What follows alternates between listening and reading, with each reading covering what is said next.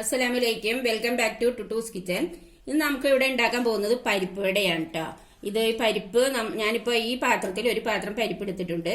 ഇത് നമ്മള് നേരത്തെ ഒരു 3-4 മണിക്കൂർ മുമ്പ് ഒന്ന് വെള്ളത്തിലിട്ട് വെച്ചേക്കണം. ഇതിപ്പോ ഞാനത് എല്ലാം വാഷ് ചെയ്തിട്ട് ഊറ്റി വെച്ചേക്കുന്നതാണ്. ഇനി നമുക്ക് ഈ പരിപ്പ് നമുക്ക് ജാറിലേക്ക് ഇട്ട് കൊടുക്കാം.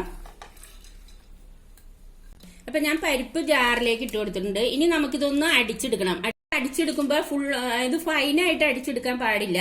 അതിന് തരി വേണം. അപ്പൊ എന്നാലേ നമുക്കത് പിടിച്ചെടുക്കാൻ പറ്റുള്ളൂ. ഇനി നമുക്കിതൊന്ന് അടിച്ചെടുത്തിട്ട് വരാം.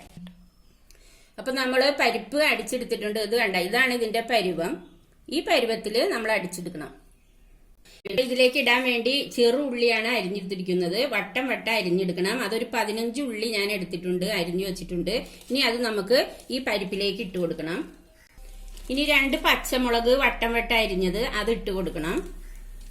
ഒരു ചെറിയ കഷ്ണം ഇഞ്ചി ചെറുതായിട്ട് അരിഞ്ഞത് അത് ഇട്ട് കൊടുക്കാം. ഇനി കുറച്ച് കറിവേപ്പില ഇട്ട് കൊടുക്കാം. ഇനി ആവശ്യത്തിന് ഉപ്പും കൂടി ഇട്ട് കൊടുത്തിട്ട് നമുക്ക് നന്നായിട്ടൊന്ന് കുഴച്ചെടുക്കണം.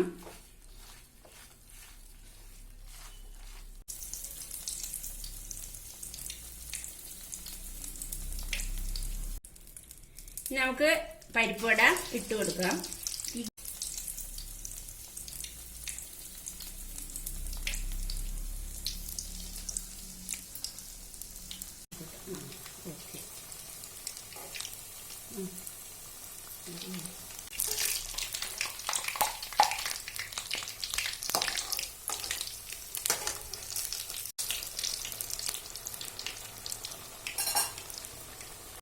പരിപ്പോടെ ഇവിടെ റെഡി ആയിട്ടുണ്ട്.